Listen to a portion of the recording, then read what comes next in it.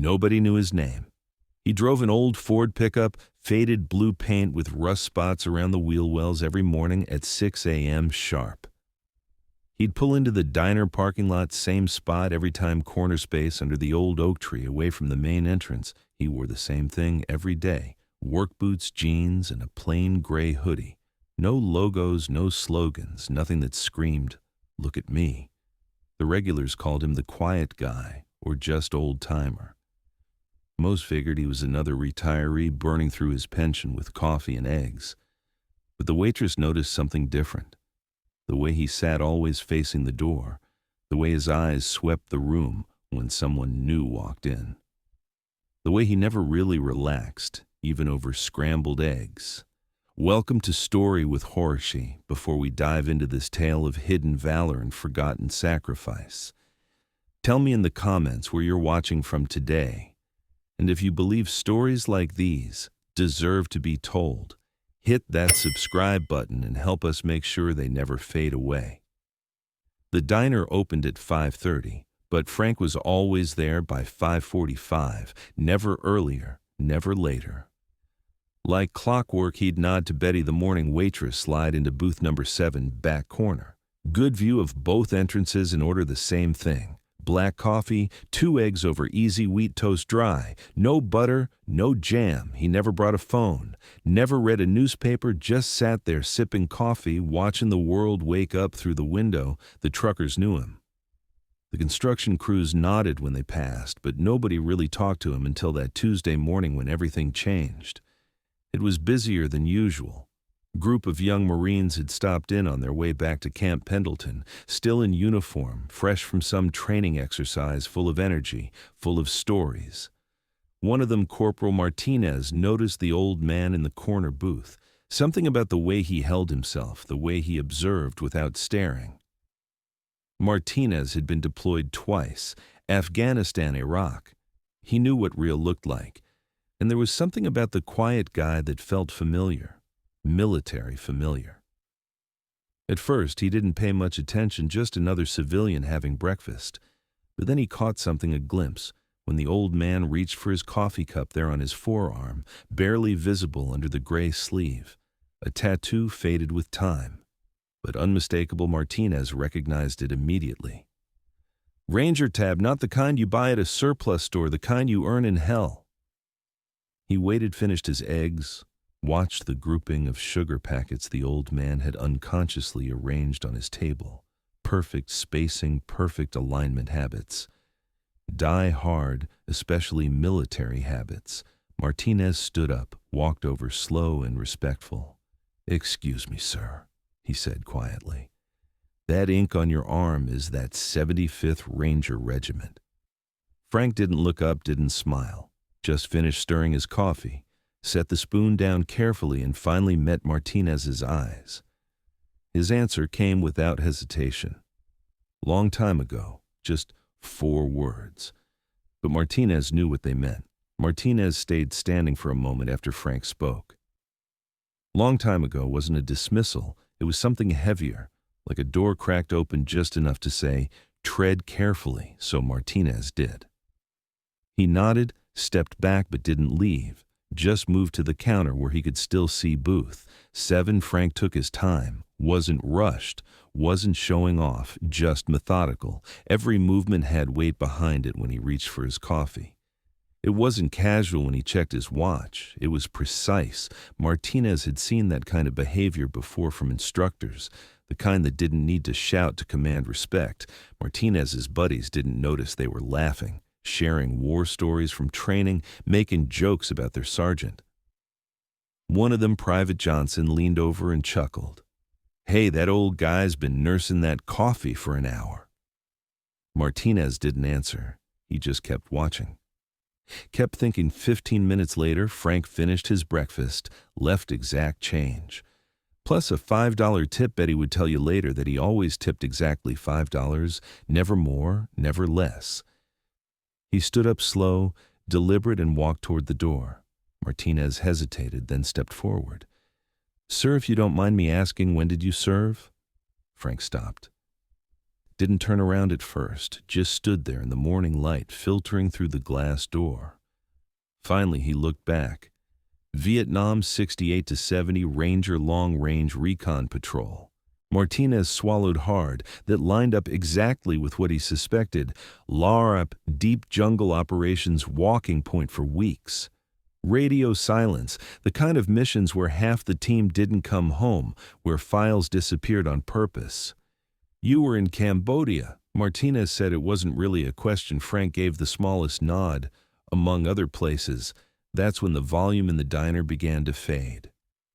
Not literally, but in feeling like the conversation had created a bubble around them. Even the jokes behind them softened. A few of the younger Marines had picked up on Martinez's body language, started watching from a distance. "Did you ever work with Special Forces?" Martinez asked. Frank allowed himself the faintest smile. "We all did a little of everything back then. You adapted or you died." Martinez couldn't help but ask. "Sir, my platoon sergeant told us about an operation in 69 Deep Insertion Team. Went missing. The guy who brought them out carried 3 wounded through enemy territory for 2 days. They said it stayed classified for decades." Frank didn't blink. A lot of things stayed classified for decades, and just like that, the door closed again. Not harshly, just enough to remind Martinez that some stories weren't told, they were carried. Frank adjusted his baseball cap, headed for the exit. Martinez stepped aside instinctively. The other Marines looked over, curious now, quiet now. Something about the way their buddy moved told them the man leaving wasn't just another retiree. As Frank reached the door, Martinez did something that surprised everyone, including himself. He came to attention. No joke, no sarcasm, just respect. Frank stopped mid-step, looked back. Martinez spoke clearly. "Sir, thank you for your service, truly."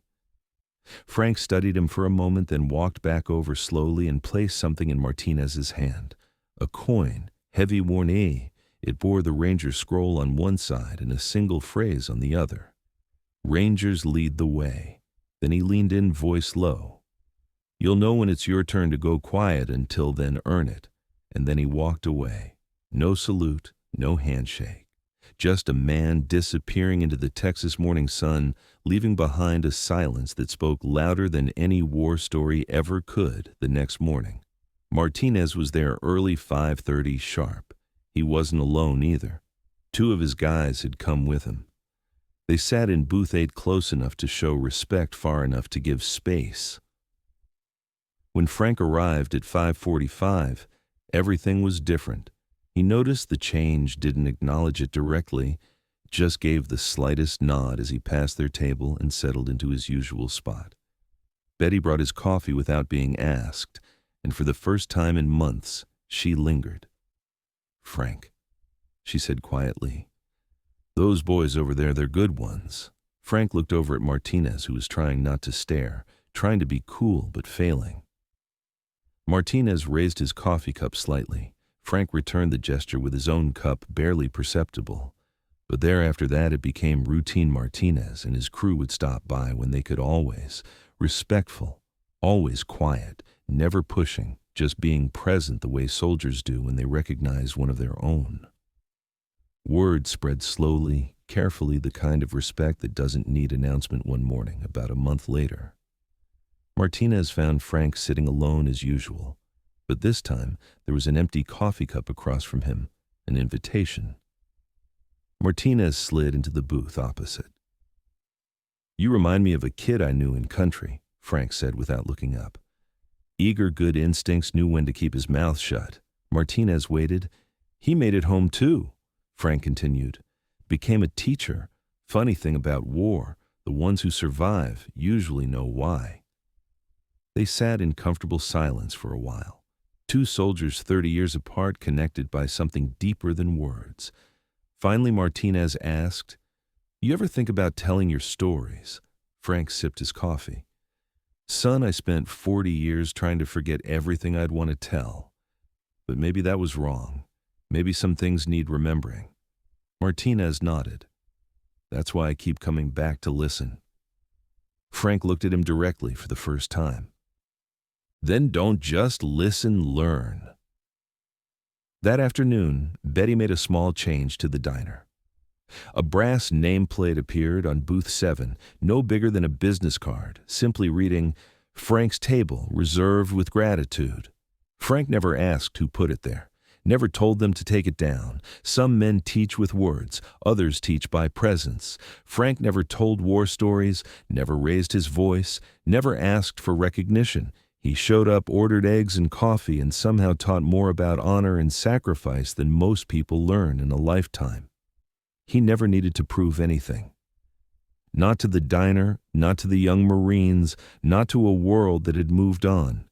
But when one of them finally looked close enough to see the truth beneath his sleeve, the silence broke. And that's the thing about real heroes.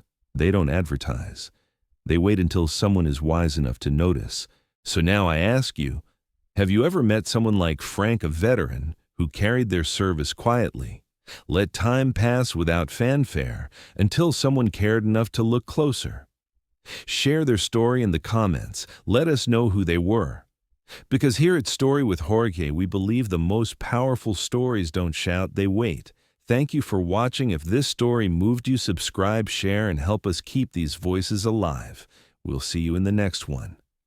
And until then, if you ever see an old veteran sitting quietly in a diner booth buying breakfast with exact change, take a closer look. You might be sitting next to greatness.